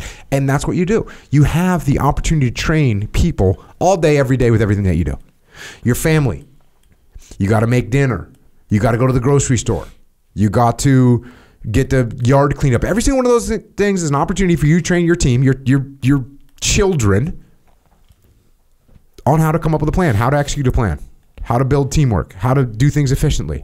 Like these are all opportunities. So everything that you're doing all day long, you have the opportunity to train people. He goes on to say, however, don't discount experience. Someone may remind you that Napoleon led armies before he was 30 and that Alexander the Great died at the age of 33. Napoleon, as he grew older, even commanded even larger armies. Alexander might have been even greater had he lived longer and had more experience. In this respect, I especially like General Buckner's theory that judgment comes from experience and experience comes from bad judgment. And then he goes on to say, I have been asked to speak on leadership in the past. I have fairly well covered these same thoughts with other groups. Somehow, however, at the moment, these thoughts take on added significance for me. You see, my first great-grandson was born a year ago. We call him Fat Henry. What happens to his life and to the lives of his contemporaries may well be in your hands. Thank you. And that is the end of this. That's the end of this particular speech. And I've got a book. I've got a manual, Department of the Army pamphlet 600 tax 65. It's got a bunch. It's a book of military quotes, and there's a bunch in there from Omar Bradley. The greatest leader in the world could never win a campaign unless he understood the men he had to lead. Good to know. The American soldier is a proud one, and he demands professional competence in his leaders. In battle, he wants to know that the job is going to be done right with no unnecessary casualties. The non-commissioned officer wearing the chevron is supposed to be the best soldier in the platoon, and he's supposed to know how to perform all the duties expected of the American soldier. Period. The American soldier expects his sergeant to be able to teach him how to do his job, and he expects even more from his officers. Boom. Fairness, diligence, sound preparation, professional skill, and loyalty are the marks of American military leadership. There you go. Another one. In war, there is no second prize for runner-up. It's a good one to remember. Another one. Leadership in a democratic army means firmness, not harshness. Understanding, not weakness. Generosity, not selfishness. Pride, not egotism. So he just kind of rolled out some dichotomies for you. He's giving you the balanced one, and he's giving you the tendency that most people have. Military organizations' success in battle depend upon discipline and a high sense of honor. They just roll out these quotes.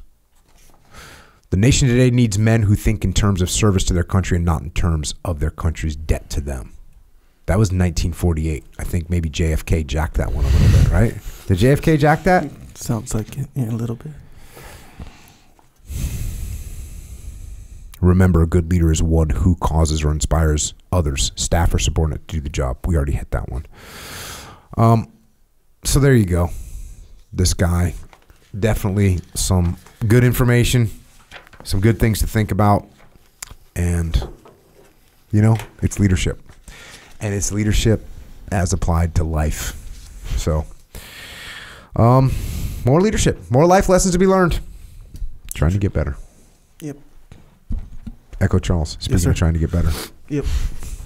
What do you got? Yeah, didn't really talk much about working out that much. No. He did say physically fit. Oh yeah, that one time. He said you got to back it up. He did. You can't be weak. No. He said weak leaders. Weak, yeah. I think that was a general term, but do some squats, bro. I agree. He didn't say do squats or curls. He didn't say guys or girls do squats. But there's an inferred kind of implied thing that we all kind of heard, right? Yeah. Let's face it. If you're not doing squats, it doesn't sound like he'd kind of dig you that much, given the whole nature of the whole deal. I get it. But for those of us who are doing squats, which is pretty much all of us, am I right? We got some supplementation for you, through this path. A lot of pain in this path. Not pain. Say discomfort. No, there's pain, no suffering. Wait, is that pain, no suffering? No yes? suffering. No. There's pain, but there's no suffering. Because suffering is like the meaning of pain, or like the meaning you put on the pain that you get. I think that's like the suffering. Yeah. Like DOMS, pain, not suffering. Tear your bicep, pain and suffering. Yeah. Because you can't do curls for a long time. You see what I'm saying? You understand what I'm saying? I guess, man. I'm not sure 100% I'm tracking you, but I don't really want to know. No. This is important because it can actually help diminish some of your suffering if you understand this. Okay. This is what I learned. Philosophical Echo Charles coming in hot. What do you got? So pain and suffering are two different things. Suffering is just like what you, basically the conclusion you make given the pain that you have. So if it's like, if you think your pain is like bad, it's for the negative, it's destroying you, it's whatever, then that elicits suffering.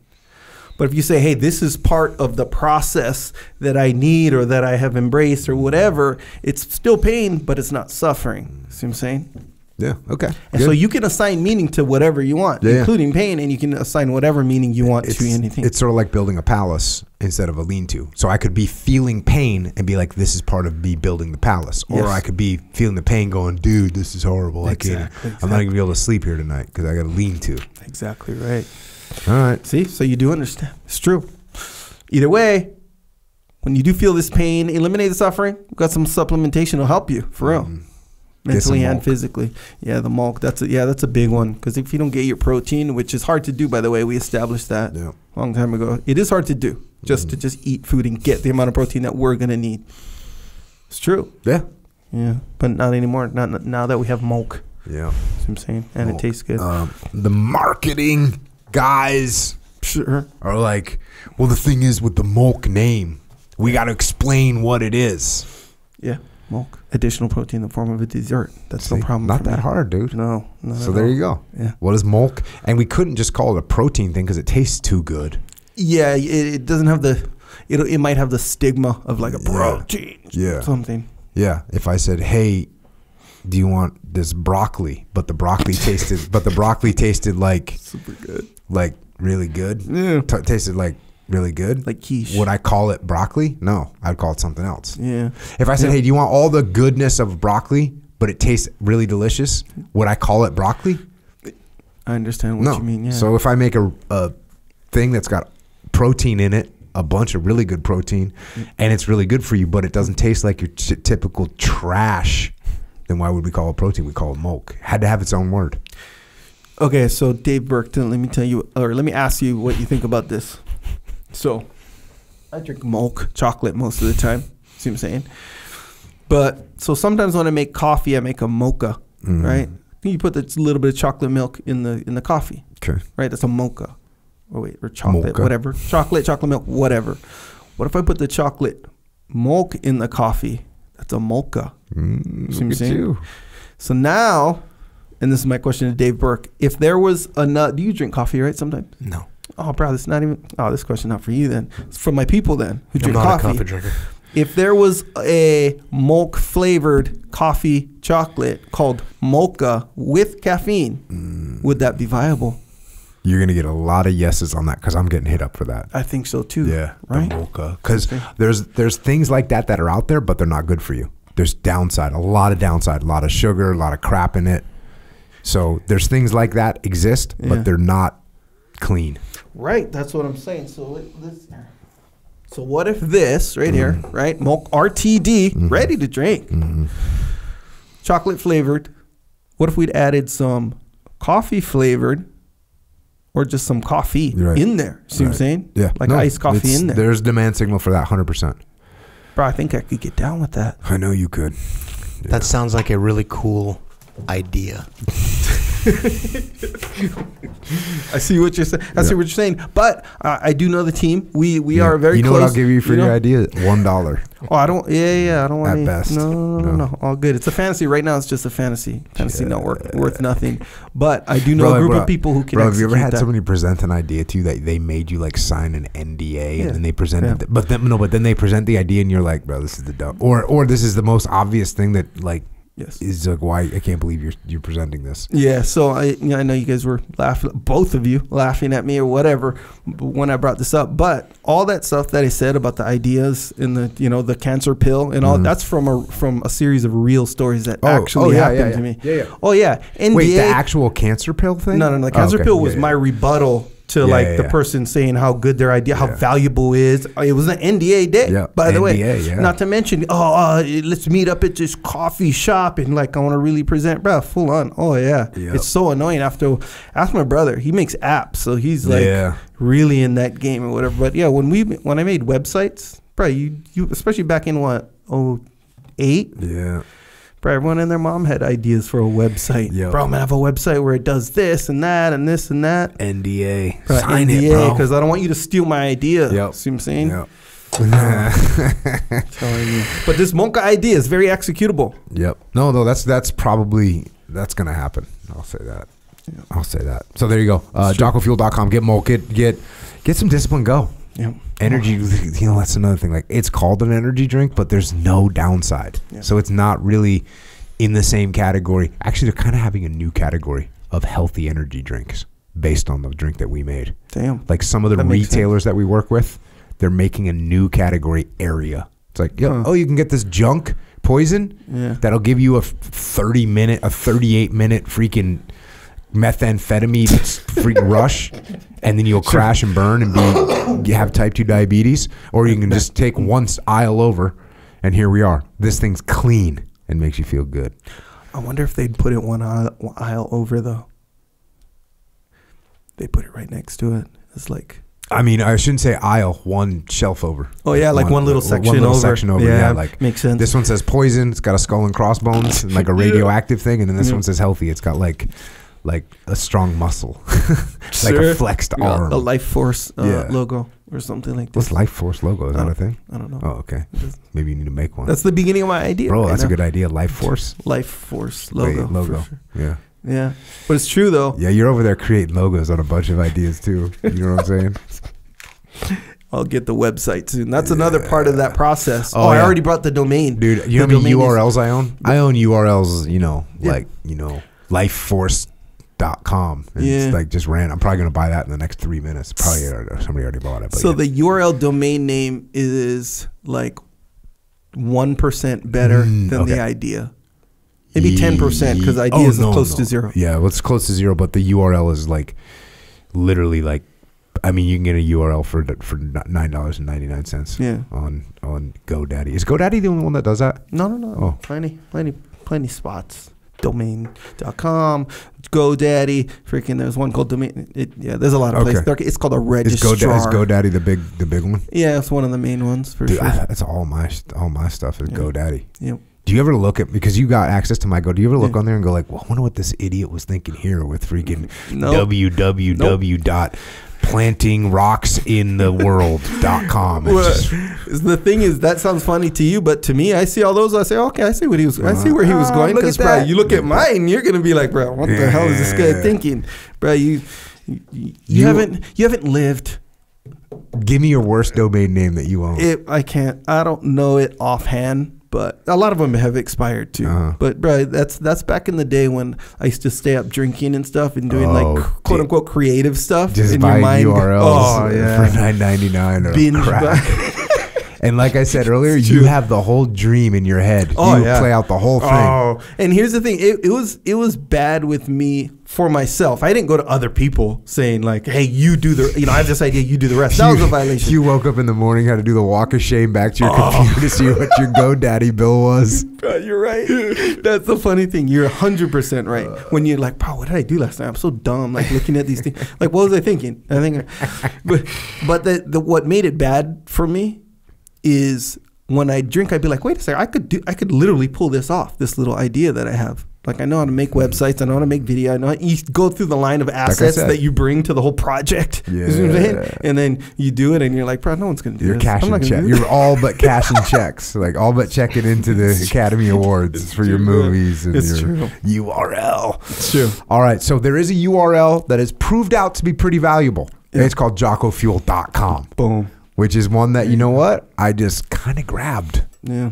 Right as the whole idea came to fruition. You want to hear something really, you might already know this, but Trey, go on GoDaddy or wherever and go look for URLs containing Jocko something, like something real, like, I don't know, Jocko microphones or a Jocko bottle or I don't know, something. You'll find that a lot of them are taken out. Yeah. That's those people. Bro, thank you. To get Jocko.com, that was freaking awesome. He totally hooked me up. Great guy hooked me up with that. Sold it to me for $1. Jocko.com. It's legit. So appreciate it. All right. So JockoFuel.com, OriginUSA.com, another URL. Had to pay for that one. Had to pay some real money for that one. Yeah, anything for OriginUSA.com. That was a bummer, but we got it. And now you can go and get American-made gis, boots, jeans, T-shirts, hoodies, rash guards. Yeah. I just got another pair of jeans, by the way. No big deal. What Delta 68. But which ones? Different wash. The middle wash. The middle wash is That's legit. 2 pairs for me, by the way. You're in there. All right, Origin USA, a bunch of cool stuff. JockoStore.com. Yep, it's true. It's where you can get your apparel. You're gonna represent on the path. Discipline equals freedom. Standard issue. Dave Burke representing the Marine Corps colors. I dig it.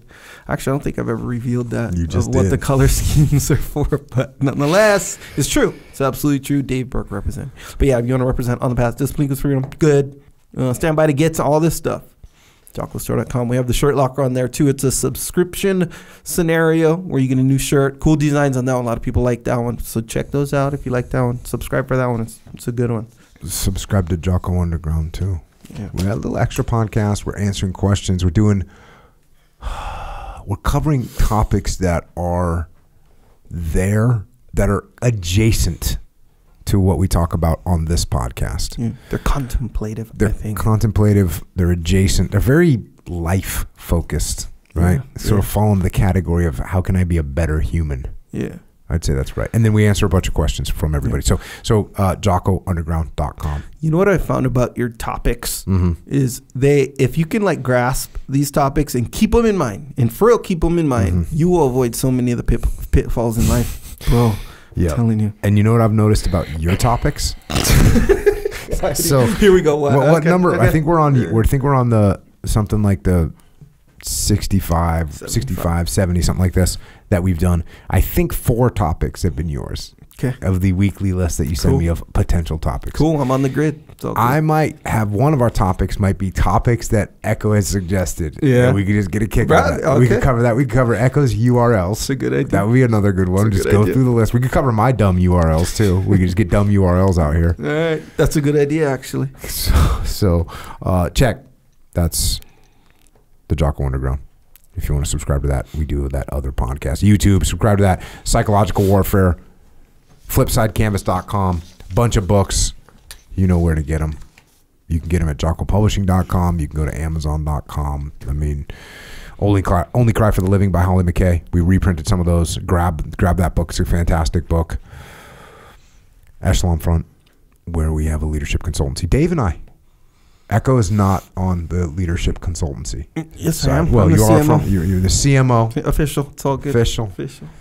But you don't interact with clients. No, I don't. And you know what? Surprisingly, we haven't had. Have we had a request for Echo to come? Been no request, bro. I know factually that I guess you got, and this is how I found this out. This happened one time, by the way, probably out of about 1 million inquiries, but whatever. So I guess when you sign up to ask for or to you inquire request for, an instructor. yeah, and it's like a hierarchy, right? Your first choice, second Yep. choice, or something like that. Yep. I guess I was the second choice on one of them. Dang. Probably Did Did you do it? No, bro. It was No. no. Jamie told me like laughing, like That's nice of Jamie. I would literally bankrupt your whole company with my advice. Sorry. Check. But Dave and I and a bunch of other people, Leif, JP, Jamie, Jason, Steve, Meg, we got a bunch of people. Who did I miss? Corey. Anyways, we have a leadership company, echelonfront.com. This is what we do. We teach leadership. All the problems that you have inside your organization are leadership problems, and we fix them. If you want to improve yourself on an individual basis, you can go to extremeownership.com where we teach these principles of leadership, principles of life. Extremeownership.com. And if you want to help service members, active and retired, want to help Gold Star families, check out Mark Lee's mom, Mama Lee. She's got a charity organization. If you want to donate, you want to get involved, go to americasmightywarriors.org. And also check out what Micah Fink is doing up in Montana. heroesandhorses.org, doing stuff for vets. And if you want to connect with us, Dave is at David R. Burke. Echo is at Echo Charles. I am at Jocko Willing. We're on the social media things. Re-engaged with Twitter. You know, Twitter's a little wild right now. Some wildness going on in there, but it's kind of fun. Yeah. So we're there. We're on the gram. But just watch out for the algorithm on all these things. You got to be careful. Thanks for listening. And thanks to all of our military personnel out there standing watch around the world, keeping us safe. Same goes for our police and law enforcement, firefighters, paramedics, EMTs, dispatchers, correctional officers, Border Patrol, Secret Service, all first responders. You all also out there standing the watch here at home, keeping us safe. Thank you. And everyone else out there, let's just remember that little piece that Omar Bradley said about circumstances and character. And circumstances mold our character, but different people with different character react differently to different circumstances from the exact same circumstances. One man might build a palace, while another man's going to have difficulty building a lean-to. A palace versus a lean-to. This is factual. This is factual. Some men, women go through life, they build a palace. And some men and women go through life, they build a lean-to. We've all seen it. We control our own destiny. So let's get out there and get after it. And until next time, this is Dave and Echo and Jocko. Out.